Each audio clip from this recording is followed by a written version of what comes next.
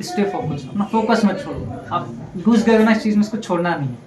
क्योंकि कुछ होते हैं ना, अटेम्प्ट्स देने के बाद छोड़ देते हो। ये फील्ड में आप गए हो, डेफिनेटली 1 साल नहीं 2 साल नहीं, बट डेफिनेटली कुछ ना कुछ अच्छे बन के निकलोगे। दोस्तों नमस्कार। आप सभी के लिए खुशखबरी है। हमारे साथ हैं प्रियांशु जी भट्ट और आप चिकित्सक बने हैं और जावरा क्षेत्र को आपकी सेवाएं मिलने वाली है।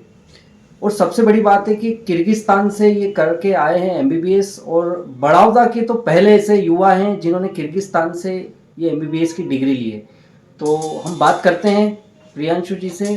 प्रियांशु जी, आपको बधाई है। सबसे पहले बहुत बहुत बधाई आपको कि आप चिकित्सक बने हैं और आपने जो एक बहुत ही समाज में एक जो बहुत अच्छा पेशा माना जाता है चिकित्सक का, वो चुना। उसके लिए आपको बहुत बहुत बधाई। बहुत बहुत धन्यवाद सर आपका।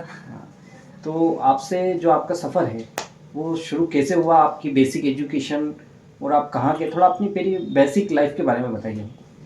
मेरा नाम प्रियांशु भट्ट है। मैंने 10th तक जावरा में सेंट पॉल स्कूल से पढ़ाई की है। 11th-12th मैंने नागदा से किया है। उसके बाद मैंने 12th के बाद नीट पास किया और फिर मैं किर्गिस्तान एडमिशन हो गया मेरा। अच्छा। तो वहाँ से मैंने 5 साल में कोर्स कंप्लीट किया है। मैं 2023 में मेरा ग्रेजुएशन हुआ है। अच्छा। और मैं इस बार मैंने भी FMG एग्ज़ाम होता है वो पास आउट किया। तो जावरा में कौन से स्कूल में आप पढ़े हैं? Saint Paul convent school. अच्छा। तो वहाँ से फिर नागदा और फिर एमबीबीएस और ये सब? फिर थोड़ा सा मतलब माहौल हुआ कि कुछ चेंज चाहिए था, और बायो वगैरह फिर मैंने एमपी बोर्ड से किया था तो अच्छा स्कोर हो गया था इसलिए। तो उसके बाद फिर नीट वगैरह प्रिपरेशन किया, और उसके बाद उसमें पासिंग मार्क्स हो पास होना था, उसमें पास करके फिर एडमिशन हो गया मेरा international high school of medicine Kyrgyzstan में। अच्छा। तो आपके फैमिली के बारे में बताइए। आपके फादर क्या करते हैं, कैसे उन्होंने, आपको प्रेरणा किससे मिली, थोड़ा वो बताइए हमको। मेरे घर में शुरू से यही हॉस्पिटल वाला माहौल था। दादाजी शिक्षक के साथ प्रैक्टिस भी करते थे। तो फिर पापा तो ग्राम पंचायत सचिव हैं और अंकल डॉक्टर हैं, तो उनसे थोड़ा इंस्पिरेशन हुआ कि इसी फील्ड में आगे बढ़ना चाहिए। तो शुरू से वही माहौल आता रहा, तो ऐसे करते करते हो गया है। हाँ, नहीं, आपके अंकल अचल जी भट्ट जो है वो गवर्नमेंट हॉस्पिटल में भी सेवा देते हैं, और कोरोना में उन्होंने बहुत अच्छी सेवा दी। मैं उनको बहुत अच्छे से देखा मैंने उस समय। तो आपको उनसे प्रेरणा मिलती थी, उनको देखते थे आप, तो आपको लगता था कि मैं भी डॉक्टर बनूं। ये शुरू से हो गया ना, हम देखते देखते कि अंकल ऐसा कर रहे हैं तो हम भी कुछ कर सकते हैं। हाँ। इसी फील्ड में हम अच्छा कर सकते हैं, हम लोग आइडियाज मिल सकता है ना उनसे। हाँ। कोरोना में भी देखा हमने, उनके साथ कुछ कुछ हेल्प भी किए, ऐसे करते उनसे बहुत प्रेरणा मिली। हाँ। तो 12th के बाद आपने मतलब बायोलॉजी में आगे कैसे तैयारी की, कहाँ पर कोचिंग ली, और कैसे किर्गिस्तान तक कैसे पहुँचे, वो भी थोड़ा बताइए। एक्चुअली क्या हुआ कि मेरे एक पहचान वाले थे, उन लोगों ने वहाँ से किया था, पापा के पहचान के थे वो। तो उन्होंने बताया कि ऐसा करके वहाँ से होता है, फिर पूरा MBBS कोर्स है। और मैंने 12th तक तो बायो था मेरा, 11th-12th बायो था, तो थोड़ा रीजनिंग अच्छी हो गई थी कि हम उसमें जा सकते हैं। तो उसके बाद प्रिपरेशन किया, फिर एडमिशन का प्रोसेस स्टार्ट हो गया था कि अब एडमिशन कर सकते हैं आप। 12th में पासिंग मार्क्स जो था क्राइटेरिया था वो फुलफिल हो गया था। तो पापा ने कहा कि अब वो कर सकते हैं तो अपन वही करेंगे।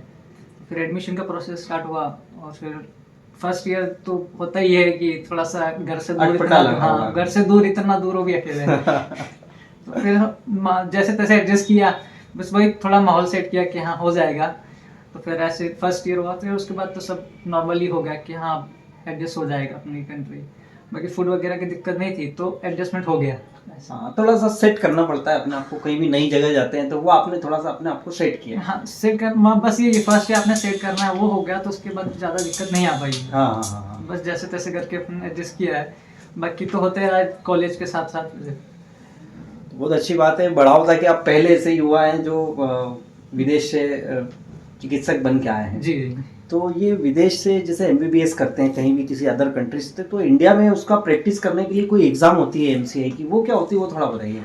एक्चुअली ऐसा होता है कि बाहर से हम लोग ग्रेजुएट हो जाते हैं, बट यहाँ पे इंडिया गवर्नमेंट को एक अप्रूवल होना चाहिए कि हम उस यहाँ पर प्रैक्टिस करने के लिए इतना है कि हम एप्लीकेबल हैं, हम उस लेवल पे। तो वो एक एग्ज़ाम कंडक्ट करवाते हैं, एक स्क्रीनिंग टेस्ट होता है ये, कि ये आपको बेसिक नॉलेज है कि यहाँ पर कौन सी डिसीज़ होती है, आप कितना उसको क्योर कर सकते हैं। मतलब एक उस लेवल की जो यहाँ पर प्रैक्टिस इंडिया में स्टडीज़ होती है वो वहाँ नहीं हो पाती कुछ कुछ जगह। तो एक स्टेबलाइज करने के लिए कि आपको यहाँ की चीज़ें पता होनी चाहिए कि यहाँ पर क्या बीमारी होती है क्या नहीं होता है। तो एक बेसिक एग्जाम होता है, बाकी 19 सब्जेक्ट होता है, पूरा कवर अप होना चाहिए। तो हम लोग पढ़ के हर 6 महीने में एग्जाम होता है अच्छा वो पासिंग मार्क्स उसका 150 होता है, आपको वो पास करना ही होता है। अच्छा अच्छा। तो वो पास करने के बाद आपको यहाँ पे एक लाइसेंस मिल जाता है कि उसके बाद आप प्रैक्टिस कर सकते हैं। तो प्रियांशु जी अब डॉक्टर प्रियांशु हैं और आगे की तैयारी कर रहे हैं। प्रियांशु जी अब जो आगे एमबीबीएस हो गया आपका, अब आप प्रैक्टिस के लिए बिल्कुल तैयार हैं, तो अब आप क्या गवर्नमेंट सेक्टर में जाना चाहेंगे या आगे आपका क्या प्लान है?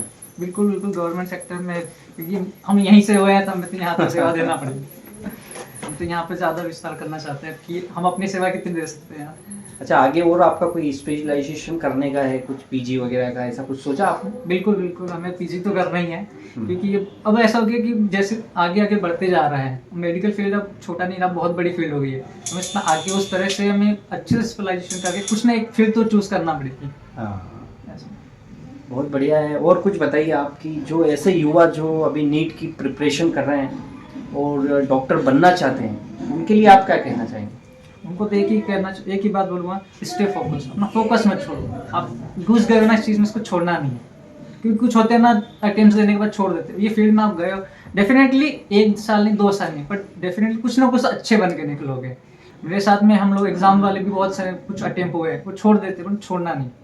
बहुत अच्छा करोगे, टाइम लगती चीज़ें, कुछ चीज़ समझ नहीं आती, बट डेफिनेटली अच्छी चीज़ होगी। थोड़ा सा फोकस रखना है। यानी डॉक्टर बनने की ठानी है तो बिल्कुल लगे रहो। हाँ, छोड़ो मत। आप जब छोड़ दिया ना तो फिर आप, ऐसा होता है ना कि हम 99 पे आ गए, 100 बस पहुंचने ही वाले तो वहीं छोड़ दिया। हाँ। तो अब बस थोड़ा और समझ के कर ही लो, हो जाएगा। हाँ। तो आप कितने घंटे, आपका पढ़ाई का क्या शेड्यूल रहता था? मतलब इसमें कुछ बहुत ज़्यादा पढ़ाई होती है एमबीबीएस में या किससे होता है इसमें? बेसिक होता है, कॉलेज लाइफ तो हो जाता है, क्योंकि वहाँ पे ज़्यादा हेडेक नहीं होता है। बस वही जैसे जैसे साल बढ़ते जाते हैं थोड़ा बर्डन आता रहता है, क्योंकि नई नई चीज़ें सीखना है जो हमने कभी सुनी नहीं है। तो ऐसा ही कि आपको बस सीखना है, उसमें कुछ घंटे पता नहीं चलेंगे कितना, बस सीख रहे हैं। उसमें आपको ऐसा होगा कि हाँ, हमें कुछ नई चीज़ सीखने को मिली। ऐसी शाम होती है, होना चाहिए आज कुछ तो नया सीखा है। बस ऐसे करते करते, और ज़्यादा कुछ नहीं है, हेड आराम से इजीली सब पढ़ सकते हैं। जो नए हैं उनको भी ऐसा लगता है ना कि बहुत पढ़ना होता है, पढ़ना तो पड़ेगा, कुछ नई सीखने के लिए कुछ नई चीज़ें तो होगी। तो बहुत अच्छा। देखिए डॉक्टर प्रियांशु जी हमको बहुत मोटिवेशन वाली बातें भी बता रहे हैं। तो प्रियांशु जी, आप डॉक्टर प्रियांशु हो चुके हैं और बड़ौदा के पहले ऐसे युवा हैं जो विदेश में डॉक्टर बन के आए हैं। तो बधाई, आपका दौर चल रहा होगा, आपको क्या मतलब कैसा लग रहा है आपको? ये काफ़ी टाइम से इंतजार था इस चीज़ का कि यार हमें ये तो करना है। ये एग्ज़ाम, क्योंकि ऐसा होता है इसके बिना हम कुछ भी नहीं थे। ये एग्ज़ाम के बाद हम यहाँ पे एटलीस्ट एप्लीकेबल हैं, अपनी सेवाएं तो दे सकते हैं। बहुत अच्छा लग रहा है। बहुत सारे पुराने दोस्त वगैरह सारे याद कर रहे हैं कि यार एटलीस्ट उनके बीच से कोई तो डॉक्टर बना है। हाँ। तो किसको श्रेय देंगे आप ये सारी सफलता का? सब पूरे शेयर तो मेरी पूरी फैमिली को है, क्योंकि उनके सपोर्ट के बिना तो हम लोग कुछ नहीं है। उन्होंने इतना हेल्प किया, इतनी मोटिवेट किया है कि यार हो जाएगा। क्योंकि ऐसा होता है ना, पहली बार में चीज़ें नहीं होती है। हाँ। दूसरी बार के लिए भी आपको सपोर्ट चाहिए होता है, तो फैमिली का बहुत सपोर्ट रहा है। तो बहुत अच्छा। देखिए डॉक्टर प्रियांशु जी जब हमारे बीच में सेवा देने लगेंगे तो फिर हम इनसे और भी आगे बातचीत करते रहेंगे। तो बहुत बहुत बधाई प्रियांशु जी, आप डॉक्टर प्रियांशु बन चुके हैं और जावरा में भी जो डॉक्टरों की कमी लगातार बनी रहती है वो धीरे धीरे पूर्ति होगी। आप जैसे युवा डॉक्टर आएंगे तो बहुत बहुत बधाई आपको, और हम आपके उज्जवल भविष्य की कामना करते हैं। बहुत बहुत बधाई आपको, और आपने जो समय दिया हमसे बातचीत के लिए उसके लिए आपको धन्यवाद। बहुत बहुत धन्यवाद सर, आपका, आपने समय दिया हमें।